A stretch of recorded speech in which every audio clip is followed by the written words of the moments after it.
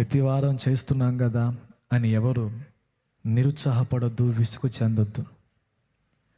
ప్రార్థన అనునిత్యం జరగాల్సిన క్రియ. యేసుక్రీస్తు రాకడ వరకు జరగాల్సిన పని.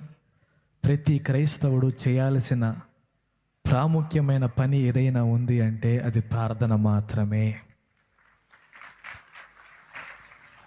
ప్రార్థన అనేది దేవుని కార్యాలకు గేట్వే లాంటిది.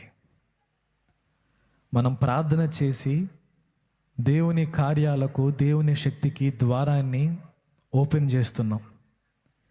ఏ మనసు అయితే సంపూర్ణ విశ్వాసముతో ప్రార్థించదో ఆ మనస్సు దేవుని శక్తిని తన జీవితంలోకి రానివ్వకుండా గేటు మూసివేస్తున్నట్టే.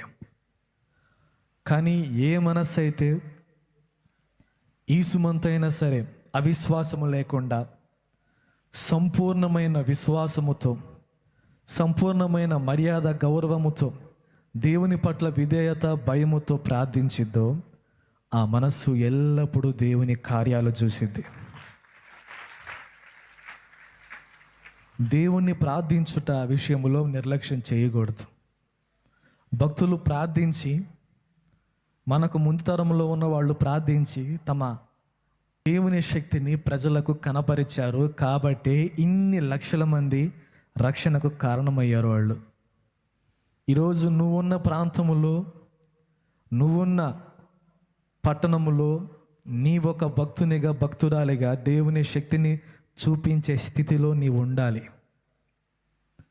నేనుండే పట్టణంలో, నేనుండే గ్రామంలో నా బ్రతుకు ఎంత, నేనెంత అనుకున్నావంటే నీ బ్రతుకు ఎల్లప్పుడూ అంతే ఉంటుంది. కానీ నేనున్న ఈ పట్టణంలో, ఈ ప్రాంతంలో, ఈ టౌన్లో, ఈ గ్రామంలో నా దేవుడు నన్ను వాడుకొని ఈ పట్టణానికి, ఈ గ్రామానికి నన్ను వెలుగుమయంగా చేయాలి అని ఆలోచించాలి.